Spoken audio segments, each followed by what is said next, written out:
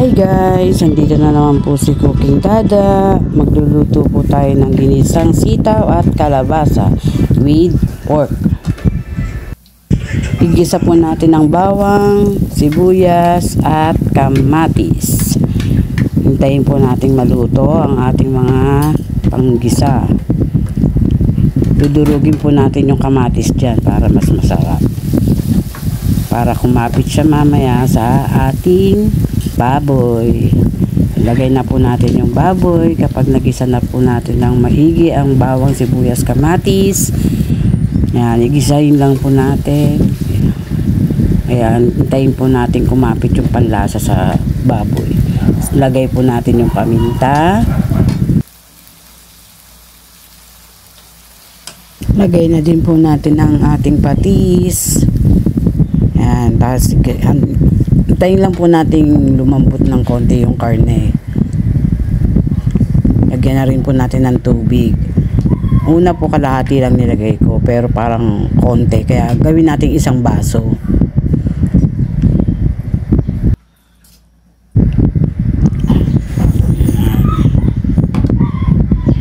Ayan lang natin, lumambot po siya. Pag malambot na po, pwede na natin ilagay ang ating kalabasa para lumambot na rin po kasabay ng ating karne. Ayan, medyo malambot na po siya dyan sa part na yan. Lagyan po natin siya dyan ng pork cubes.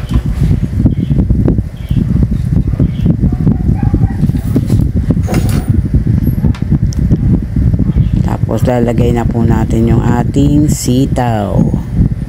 Malapit na po yan guys. Ilang minutes na lang po yan. Ready to serve na po yan. Lalagyan ko rin po siya dyan ng kahit 2 pirasong siling haba.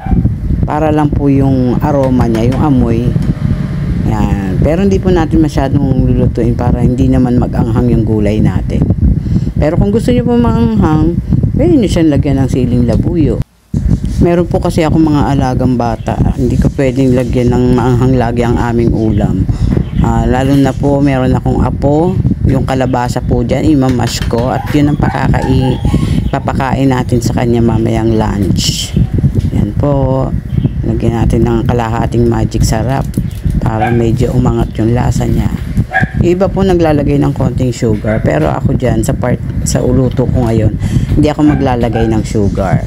Kasi merong akong nabibiling kalabasa, minsan matamis na siya pag naluto. Ayoko naman maging matamis masyado ang aking ulam. Yan. Yan. Cover lang po natin yan. Tapos siguro mga 5 minutes. Pwede na po. Yan na po guys. Medyo crispy pa po yung sitaw po dyan. Pero okay na po yan. Kasi para pag kumain tayo, medyo malutong-lutong pa siya. Yan guys. Ready to serve na. Kain na po tayo. Salamat po sa panonood. Happy eating guys!